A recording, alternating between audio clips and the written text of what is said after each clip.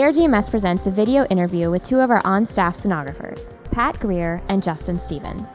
My name is Justin Stevens. I've been in the ultrasound profession for 7 years now, and I have my RDMS and my RBT credentials. What was the transition from student to practicing sonographer like for you? At first it was a little scary. I would say for probably the first year I was rather intimidated until I got my feet under me and really got the experience into it. That security net wasn't there anymore. When you're a student, you always have somebody checking after you. You always have that security of someone double checking your studies. Once you go into full-time scanning, you don't have as much of that anymore. So you really have to become a lot more independent on your scanning and really rely on your technique and your education that you got to really get yourself through. So that was one of the biggest things for me, but I had a great staff around me that I worked with, so I always would be asking questions to just double check myself and just make sure that I was doing what I needed to and was getting the proper information. How does working at ARDMS differ from working in a clinical setting with patients, and what are some of the advantages and disadvantages that you've noticed? One of the big differences obviously is that we're not scanning patients anymore. We're sitting behind a desk.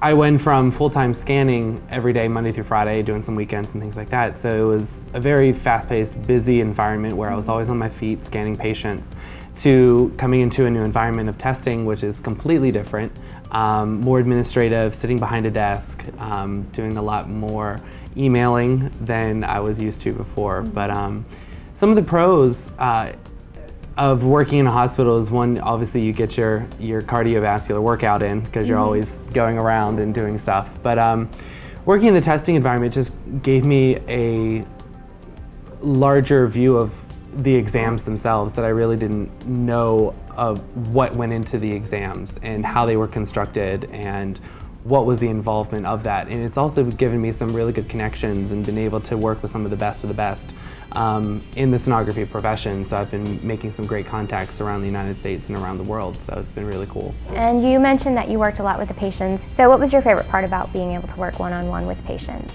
I think just the communication with the patients, getting their life story, talking to them, figuring out why they were there, and just seeing all the different types of patients. I worked at a large university hospital, so we got patients from all around the world.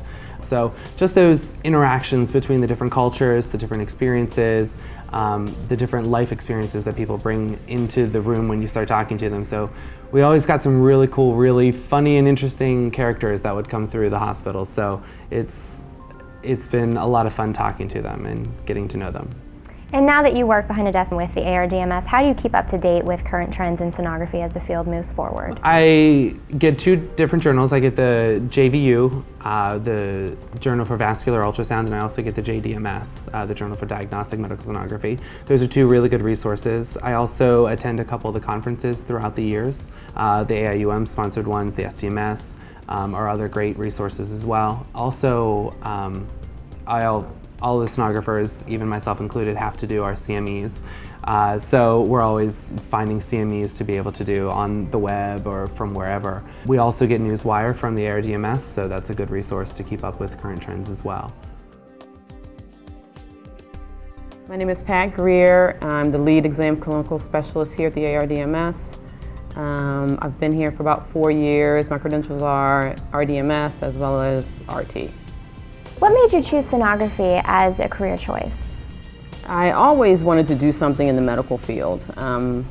Thinking back when I was a young kid, wanting to be a nurse, and right out of high school I took a little nurse's aid course and realized that I really didn't want to do that. So I did a little research, and there was a friend of mine who was an x-ray technician. And I thought, well, that's the way I could get in. And so I studied x-ray for 2 years, and later went on to do ultrasound. And what is your role here with the ARDMS? I'm the lead sonographer here. There are 2 of us in-house, so I provide the subject matter expertise along with the committee and making sure the exams are where they need to be. And what other clinical directions do you see the field of sonography moving into as it progresses and moves forward? There's a couple things. The field itself is being driven by the computer age and what's happening and with the computers, miniaturization. So the machines themselves are getting smaller. So we're heading to the age of PDA size systems where we can use a handheld system and carry it around to the clinic and scan without having to push around a big machine. So that's one thing. The other thing is automation, in that sonographers may not necessarily do what they're currently doing. They may lay a blanket over a patient and actually see the entire patient's structure without having to put an actual transducer down. So those are the couple ways I see it changing. What advice do you have for upcoming sonographers? I think the biggest thing, especially right out of school, is to make sure you get your credentials. For some reason, sonographers or future sonographers that go in and study, they wait before they take their exams. And what that does, you get further and further away from what you were taught in school, and then the years go by and you just never take your boards. And so if I had any advice, it would be to, right after you graduate, to take your boards.